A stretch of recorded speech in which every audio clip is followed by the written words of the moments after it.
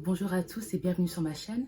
Pour ceux qui ne me connaissent pas, je m'appelle Karakeya, je suis architecte d'intérieur et designer et aujourd'hui dans cette nouvelle vidéo, je vais vous montrer mon dernier projet en cours qui est l'aménagement et la création de design et de décoration d'intérieur pour l'agence Ilevia située au sous-sol de la gare Lille-Flandre. Ne bougez pas et c'est parti. Alors qu'est-ce que l'agence Ilevia? L'agence Ilevia, c'est l'endroit où vous pouvez acheter vos tickets de tram, de bus, de métro.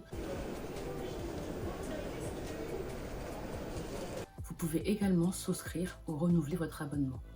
Initialement, l'agence comportait 7 guichets. Il n'y avait pas d'accueil ni de zone d'attente et il y avait une vitre qui séparait le client de l'agent d'accueil. L'idée était de diminuer le nombre de guichets en retirant un pour anticiper et faciliter et encourager aussi les démarches en ligne. Pour ceux qui vivent à Lille, vous avez pu remarquer que faire un abonnement par exemple est beaucoup plus simple qu'il y a 5 ou 6 ans parce qu'avant il fallait impérativement se rendre dans l'une des 3 agences alors qu'aujourd'hui tout peut se faire facilement et rapidement en ligne. Donc il n'y avait aucune raison de garder les 7 guichets initiaux. Ilevia voulait également vous offrir un accueil pour mieux cibler vos demandes et vous réorienter si nécessaire. Ils m'ont également demandé de créer une zone d'attente pour un meilleur confort client et le plus important était de retirer cette sensation de barrière, de séparation que la vitre procure et surtout casser l'aspect linéaire des guichets pour à la place apporter à l'agence une ambiance beaucoup plus conviviale, beaucoup plus accueillante et plus aérée. Pour ce projet, j'étais confrontée à plusieurs casse-têtes, que ce soit techniques ou autres, comme par exemple la disposition des machines, l'ergonomie, la fluidité, les changements dus au Covid, les normes des espaces de travail, les normes des établissements recevant du public, l'accessibilité des câbles électriques et plein d'autres choses qui m'ont poussé à effectuer plusieurs changements de disposition pour finalement arriver à cette version-ci du projet.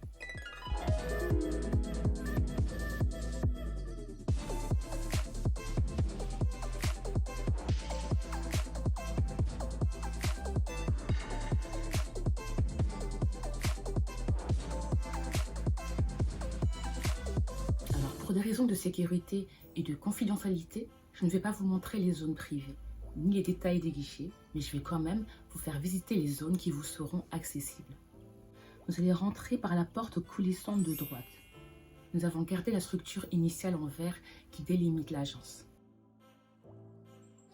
Vous pourrez ensuite vous présenter à l'accueil où un agent pourra vous réorienter ou vous proposer de prendre une fiche horaire correspondant à la ligne dont vous avez besoin, qui se trouve juste à l'entrée sur votre droite.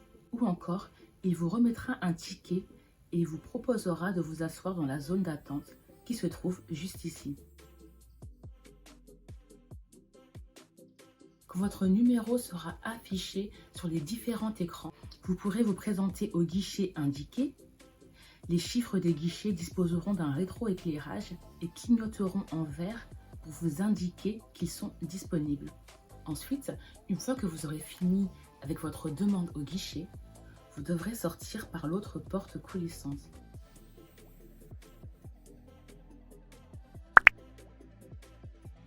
Sur ce mur, il y aura un plan sur un fond noir des lignes des métros et trams de la métropole lilloise, avec des ampoules clignotantes sur les arrêts des trams et métros.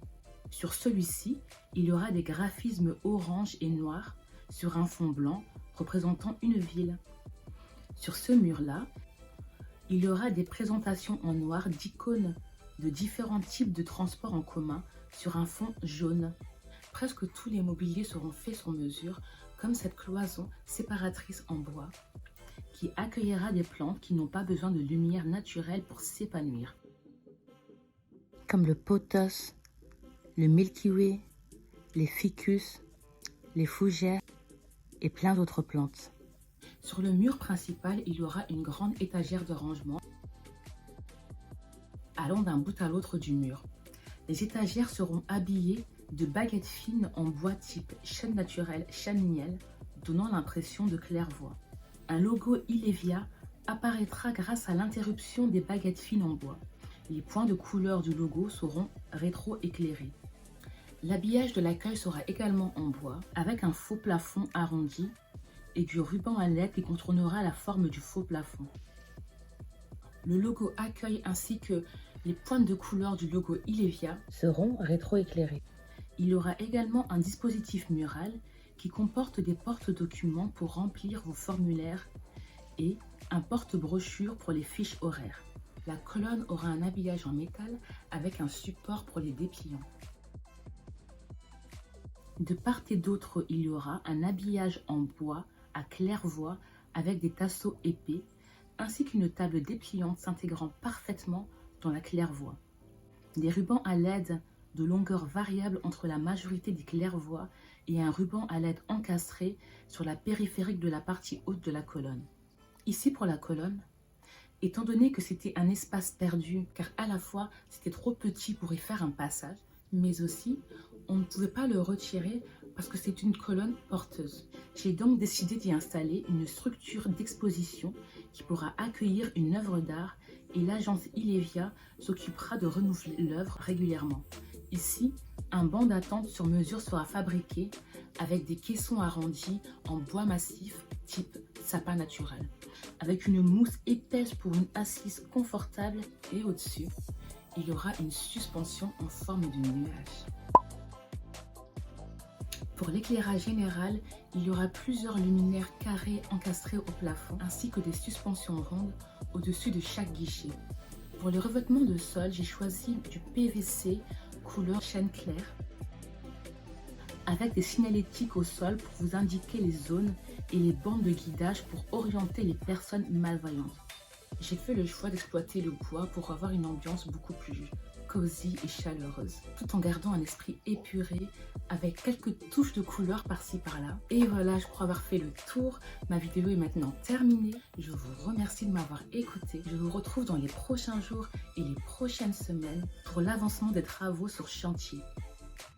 En attendant, comme d'habitude, n'hésitez pas à commenter, à partager, à liker et à vous abonner. Et je vous retrouve bientôt pour des nouvelles aventures. Au revoir.